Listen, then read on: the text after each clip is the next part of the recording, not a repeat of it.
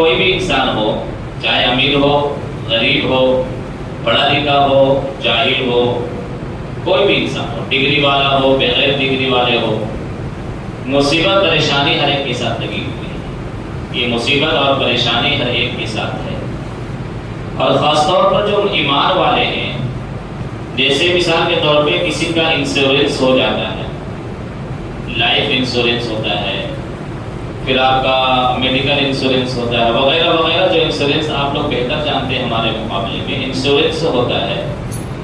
گاڑی کا بھی انشورنس ہوتا ہے، گاڑی کا بھی ڈیمیج ہو گئی، آپ کا انشورنس ہے تو آپ جا کر گاڑی کو کلیم کریں گے، اور آپ جو ہے بغیر کسی پیسہ دیے ہوئے آپ مفت میں آپ کی گاڑی بن جائے گی۔ آپ جو ہے ہیلتھ انشورنس ہے، ابھی جائز ہے کہ ناجائز ہے یہ الگ موضوع ہے، آپ کو جاننا ہے، یہ کوئی بحث ابھی نہیں ہے۔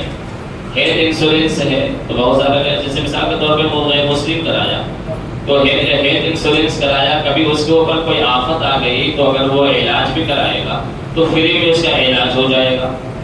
تو ایسے ایک ایمان والے کا انشورنس ہو چکا، ایک ایمان والے کا انشورنس جب وہ کلمہ پڑھ لیا، اللہ کے دین میں داخل ہو گیا، اب اس کا انشورنس ہو چکا، اللہ رب العزت نے اس کی ذمہ داری لے لی ہے۔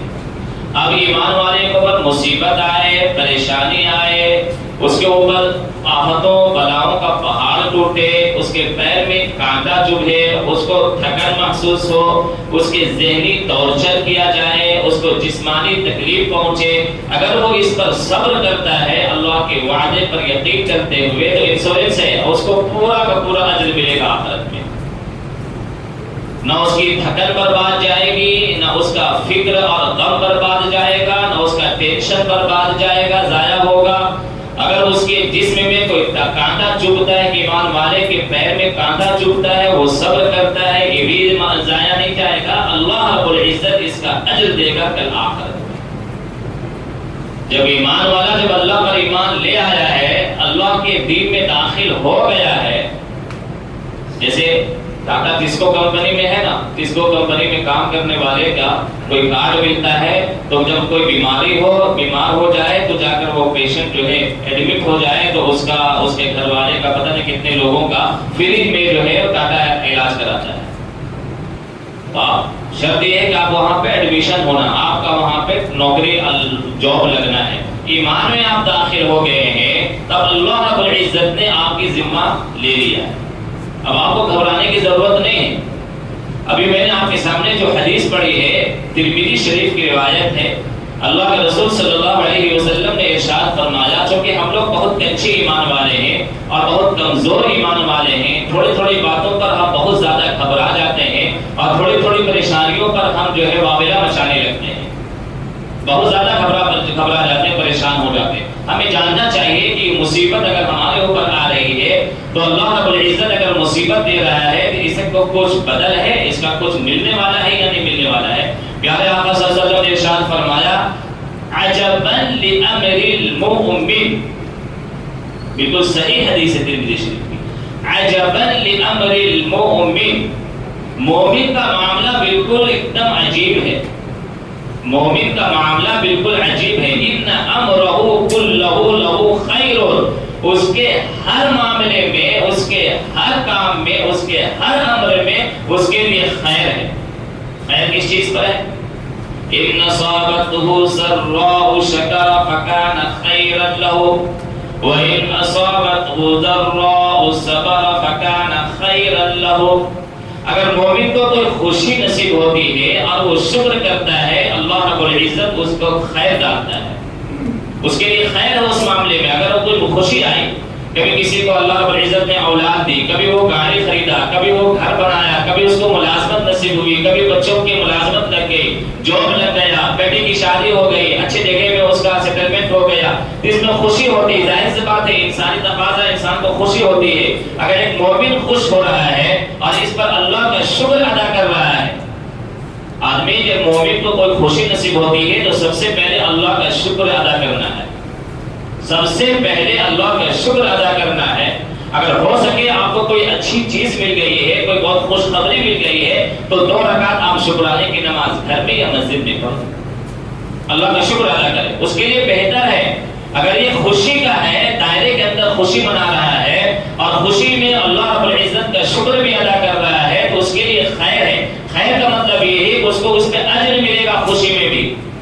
اللہ رب العزت اس کے لیے اجر رکھ دیا ہے کہ خوشی کے موقع پر بندے نے مجھے یاد کیا، اللہ بہت خوش ہوتا ہے۔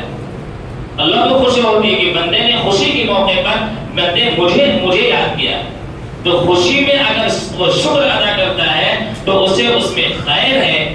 وَإِنْ أَصَابَتْهُ ضَرَّاءُ صَبَرَ فَكَانَ خَيْرًا لَهُ، اور اگر اسے مصیبت آتی ہے، پریشانی آتی ہے اور وہ صبر کرتا ہے تو اللہ رب العزت اس کے لیے خیر ڈالا ہوا۔ دونوں ہاتھ میں لڈو ہے۔ خوشی میں شکر ادا کریں اللہ رب العزت خوش ہوتا ہے، اگر ہم مصیبت میں صبر کریں اللہ رب العزت اس میں ہمارے لیے اجر لکھتا ہے۔ ہمیں کچھ واویلا مچانے کی ضرورت نہیں ہے۔ ایک مومن کا ہر آن ہر گھڑی جو بھی عمل اس کے ساتھ ہو رہا ہے وہ پورا اللہ رب العزت کے یہاں لکھا جا رہا ہے۔ ایک دوسرے حدیث میں اللہ رسول نے ارشاد فرمایا، ما يصيب المسلم من نصب ولا وصب ولا هم ولا فرج ولا غم إلا كفر الله عنهم خطاياه۔ ترمذی شریف کے مکمل یہ ہے صحیح حدیث۔ ایک مومن کو جب کوئی دھکن لگتی ہے، ایک مومن کو جب دھکن محسوس ہو، ایک مومن کے پیر میں کانٹا چبھے، ایک مومن ذہنی اعتبار سے پریشان ہو، ایک مومن کے جسم میں تکلیف ہو، جب وہ اس پر صبر کرتا ہے اللہ رب العزت اس کے بدلے میں اس کے گناہوں کو معاف فرما دیتا ہے۔ کتنا بڑا خیر ہے! اللہ رب العزت کتنا زیادہ ایک مومن سے محبت فرماتا ہے۔ ہمیں یہ جاننا ہے کہ میرے اوپر جو مصیبت اور پریشانی آئی ہے ہمیں کرنا کیا ہے۔ 10 آدمی کے سامنے شکایت کرتے پھرنا ہے۔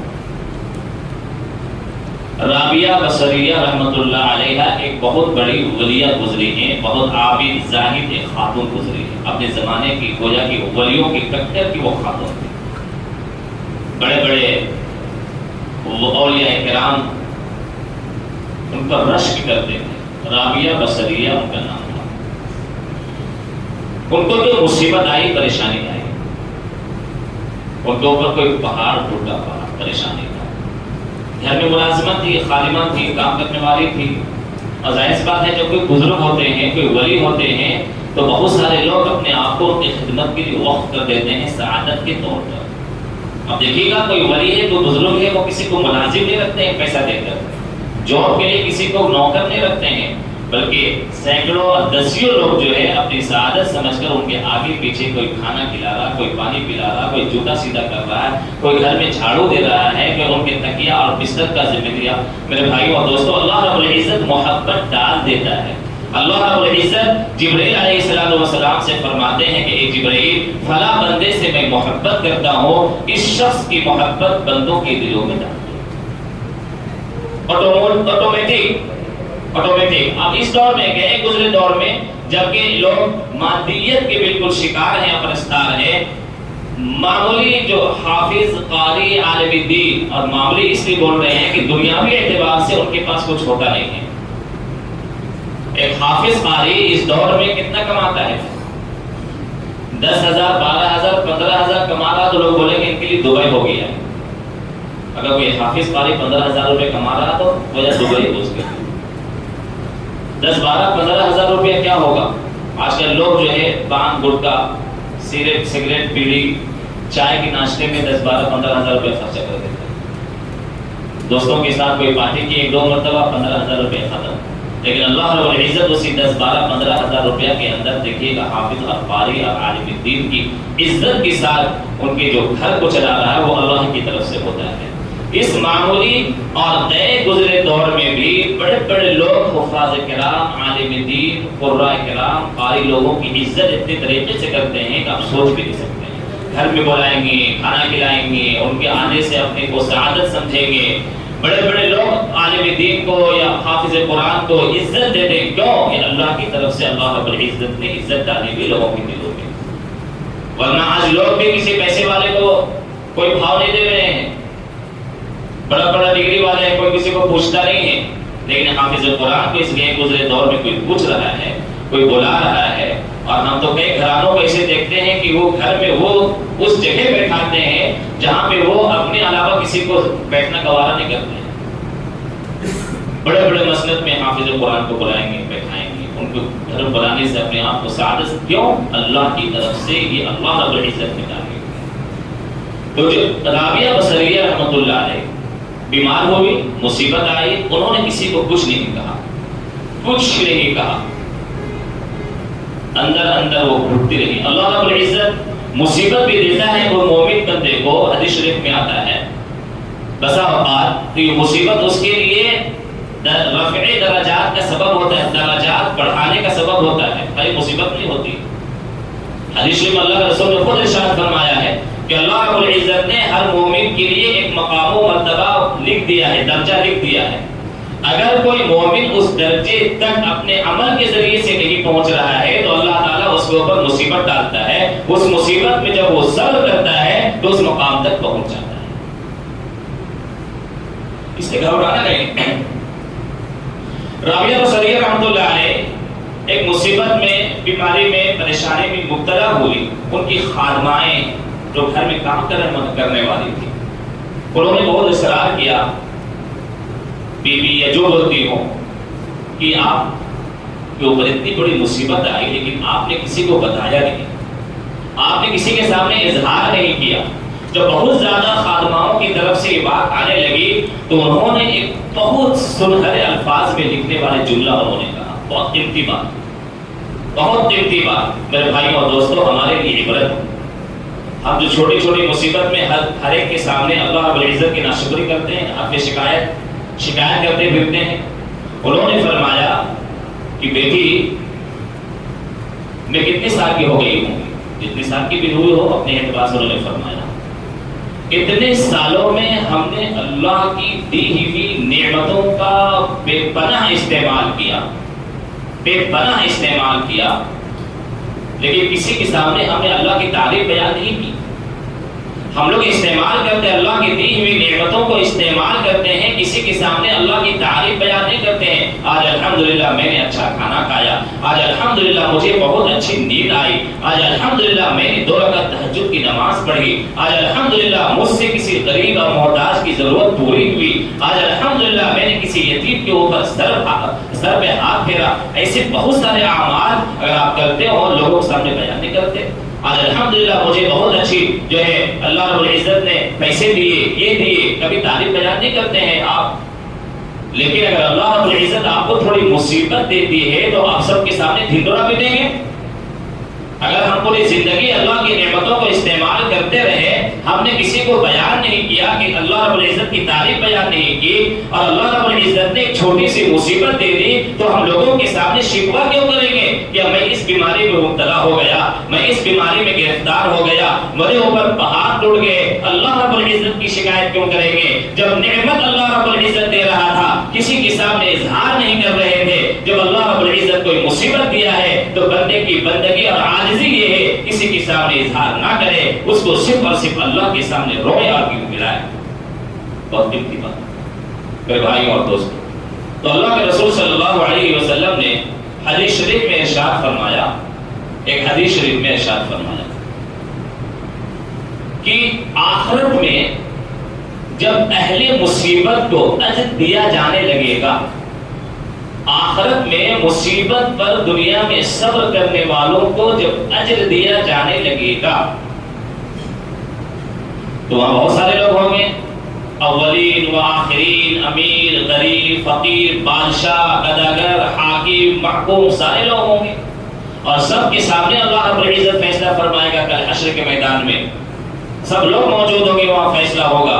حدیث شریف نے ابن ماجہ کی حدیث اللہ کے رسول نے فرمایا یود اہل العافیۃ حین یعطى اہل البلاء الثواب، کہ جب حشر کے میدان میں تمام اولین و آخرین انسان اور جنات کے درمیان میں اللہ رب العزت مصیبت پر صبر کرنے والوں کو جو اجر دیا جائے گا، اللہ رب العزت جب اجر دے گا، ثواب دے گا.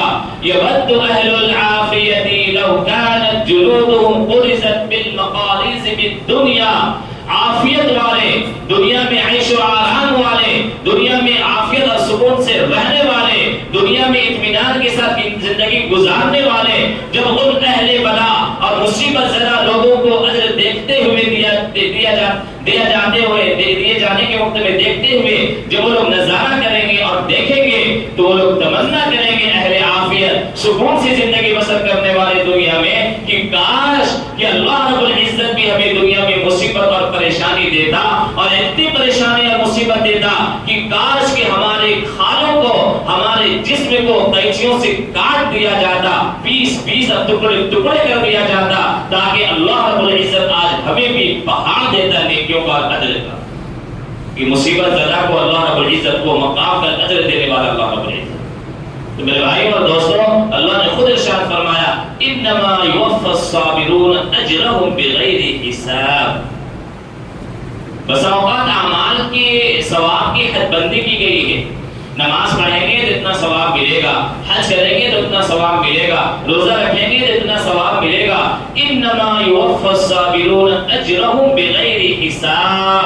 اللہ رب العزت نے ارشاد فرمایا کہ مصیبت پر صبر کرنے والوں کو بے حد و حساب انلیمیٹڈ کل اللہ رب العزت اجر اور ثواب دینے والے ہیں. انلیمیٹڈ. اس لیے اللہ رب العزت نے خود ارشاد فرمایا مصیبت کبھی مال میں آئے گی. مال کا مطلب یہ ہے مال کی قلت ہے, فقر و فاقہ ہے, تنگ دستی ہے, کبھی جاب ختم ہو رہا ہے, کبھی جاب سے نکالے جا رہے ہیں, کبھی عجیب ٹینشن میں ہے. میرے بھائی اور دوستوں اگر آپ کے اوپر مال میں کبھی قلت اور شدید قسم کی بحران آئے آپ ٹینشن میں ہیں تو صبر کیجئے. ایسے عالم میں اللہ رب العزت صبر کے بدلے میں آپ کو اس سے بہتر جاب بھی دے گا اور اللہ رب العزت صبر کے بدلے میں کل آخرت میں بے حد و حساب اجر دے گا. صبر کرنے کا ہے, سوسائڈ کرنے کا نہیں ہے, پھانسی لگانے کا نہیں ہے, پھانسی کے پھندے پر چڑھنے کا نہیں ہے, ندی میں کود جانے کا نہیں ہے, فلیم کے آگے چڑھ جانے کا نہیں ہے. ایک مومن کبھی بھی قدم نہیں اٹھا سکتا ہے. اس لیے اسے معلوم ہے کہ مصیبت اللہ کی طرف سے ہے اور اللہ رب العزت اس کے بدلے میں ہمیں وہ دینے والا ہے صبر کی اس پار اور صبر کے اس پار. صبر کر لیجئے, بس صبر کی گھاٹی آپ پار کر لیجئے, پھر دیکھیے اللہ رب العزت کی قدرت کا کرشمہ. ہم لوگ صبر کی اس پار ہی, صبر کرنے سے پہلے ہی مصیبت جب آتی اسی وقت میں ہم لوگ اتنے نڈھال ہو جاتے ہیں, عاجز اور بے بس ہو جاتے ہیں کہ ہم پھر کسی کام کے نہیں رہتے. میرے بھائی اور دوستوں کسی کام کے نہیں رہتے. ایک تو ہوتا ہے مال میں تنگی دستی, کبھی ہوتا ہے صحت میں. اللہ رب العزت آزماتا ہے صحت میں. آپ بیمار پڑ گئے ہیں, گھر میں آپ کا بچہ بیمار ہے, آپ کی بیوی بیمار ہے, ماں باپ بیمار ہیں, آپ علاج کراتے کراتے آپ کی ہمت جواب دے رہی ہے, آپ کے حوصلے پست ہو رہے ہیں, آپ بالکل نڈھال ہو رہے ہیں. اس وقت صبر کرنے کا ہے, ہمت ہارنے کا نہیں ہے. ایک مومن کبھی ہمت نہیں ہارتا ہے. اللہ رب العزت سے لو لگاتے ہوئے صبر کرتے ہوئے اس مصیبت میں اللہ کے سامنے گڑ گڑاتے ہوئے. ہمارا عالم یہ ہے, ہمارے ساتھ میرے بھائی اور دوستوں ٹریجڈی اور المیہ یہ ہے کہ جب مصیبت کوئی آتی ہے ہم اپنے دوستوں کے سامنے بیان کریں گے, اپنے گھر والوں کے سامنے بیان کریں گے, دنیا والوں کے سامنے گڑ گڑائیں گے, ہم ہمت ہارنے لگیں گے. کبھی اللہ کے سامنے 2 رکعت صلاۃ الحاجت پڑھ کر اللہ کے سامنے ہم اپنے بیان نہیں کر سکتے. اللہ کے سامنے بیان کیجیے, اللہ کے سامنے گڑ گڑائیے, اللہ کے سامنے بولیے. اس مصیبت میں کے گھڑے سے نکالنے والی ذات اللہ کی ہے, اللہ کی. ہمارا یقین بہت کمزور ہو رہا ہے, دن بدن حالات کی چپیٹے میں ہم آ رہے ہیں. یقین اور ایمان ہمارا بالکل دن بدن کمزور ہوتا چلا جا رہا ہے. میرے بھائیوں اور دوستوں یہ مصیبت اور یہ پریشانی یاد رکھیے اللہ رب العزت ایک مومن کے اوپر کبھی یہ نہ بولیں اللہ معاف فرمائے, اللہ معاف فرمائے. جب بڑی مصیبت آ جاتی ہے تو لوگوں کی زبان سے یہ بھی نکل جاتا ہے کفریہ الفاظ, کفریہ جملے. کیا صبر کریں؟ اللہ رب العزت کو ہم ہی ملے تھے مصیبت دینے کے لیے, نعوذ باللہ. اللہ رب العزت ہمارے گھر میں مسلسل مصیبت آ رہی ہے. یاد رکھیے انبیاء علیہ السلام کے گھرانوں کے دیکھیے, اللہ کے رسول صلی اللہ علیہ وسلم کے گھرانوں کو دیکھیے. اللہ کے رسول صلی اللہ علیہ وسلم کی گھرانے ابھی محرم آ رہا ہے کربلا کے میدان میں، پورا اہل بیت کے شہادت کو دیکھیے، لیکن اہل بیت کے اور فاطمہ رضی اللہ تعالی عنہا کی گود میں پرورش پانے والی زینب اور ان کے گھرانے کی عورتیں ایک سکند کے لیے بھی اللہ سے اپنا تعلق نہیں توڑی، ایک سکند کے لیے بھی اپنی زبان سے ایک لفظ ایسا نہیں نکالا جو تاریخ لکھ سکے کہ نبوت کے گھرانے کی علامت نہیں تھی۔ ایک بڑی مصیبت، کبھی آپ بھی مصیبت آئے تنہائی میں بیٹھیے اور کربلا کو یاد کیجئے، اس کربلا میں جو مصیبت کا پہاڑ ٹوٹا تھا اہل بیت سے، اس کا ایک حصہ سوا حصہ بھی شاید ہم لوگوں کی زندگی مصیبت نہیں آتی ہے، لیکن ہم لوگ پہاڑ اٹھا لیتے اپنے سر میں۔ کبھی یاد کیجئے انبیاء علیہ السلام، اس لیے اللہ کے رسول صلی اللہ علیہ وسلم کو، ان کے اہل بیت کو، انبیاء علیہ السلام کی زندگی کو، ابراہیم علیہ السلام کی زندگی کو اللہ رب العزت نے ہمارے لیے آئیڈیل اور نمونہ بتایا ہے۔ کیوں بتایا ہے؟ نمونہ اور آئیڈیل کیوں بتایا؟ اسی لیے بتایا تاکہ مصیبت آئے تو ان کو ہم دیکھیں اور صبر کریں۔ انشاءاللہ اللہ رب العزت کے ساتھ میں جو آدمی صبر کا معاملہ کرتا ہے، اللہ رب العزت اس کو بہتر سے بہتر عطا فرماتا ہے، لیکن شرط یہ ہے کہ اس مصیبت میں آپ صبر کرنے والے ہو۔